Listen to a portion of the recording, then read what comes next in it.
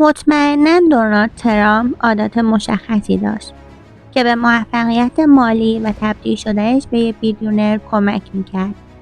5 عادت کلیدی دونالد ترامپ رو بیا با هم بررسی کنیم. اولین عادتی که داشت ریسک پذیری هوشمندانه بود. ترامپ همیشه حاضر بود ریسک کنه، اما ریسک‌هاش حساب شده بود. اون پروژه‌های بزرگ و پر ریسک مثل هتل‌ها و ساختمان‌های نمادین رو انتخاب میکرد که اگه موفق میشدن سود زیادی داشتن.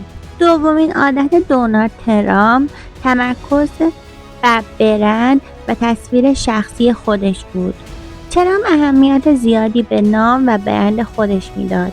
اسمش رو روی ساختمان‌ها، هتل‌ها و حتی محصولات مختلف میزد که باعث میشد ارزش سرمایه‌گذاری‌هاش افزایش پیدا کنه و مردم به اون اعتماد کنه. سومین عادت ترامپ مهارت مذاکره و معامله‌گریشه. یکی از کلیدهای موفقیت ترامپ توانایی بالاش در مذاکره است. اون در خرید و فروش ملک‌ها و پروژه‌ها همیشه سعی میکنه بهترین شرایط ممکن رو به دست بیاره. چهارم عادتی که باید از ترامپ یاد بگیری تداوم و پشتکار در برابر شکست هاست.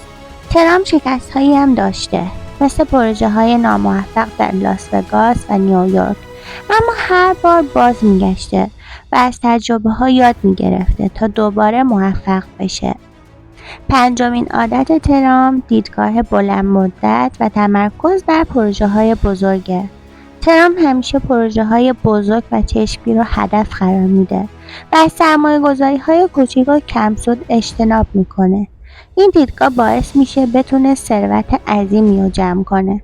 اگه این 5 عادت دونالد ترامپ برات مفید بود، حتما لایک کن و سابسکرایب رو فراموش نکن. ما توی کانالمون از افراد موفقی صحبت میکنیم که به تو انگیزه بده که بتونی موفق‌تر از دیروزت باشی.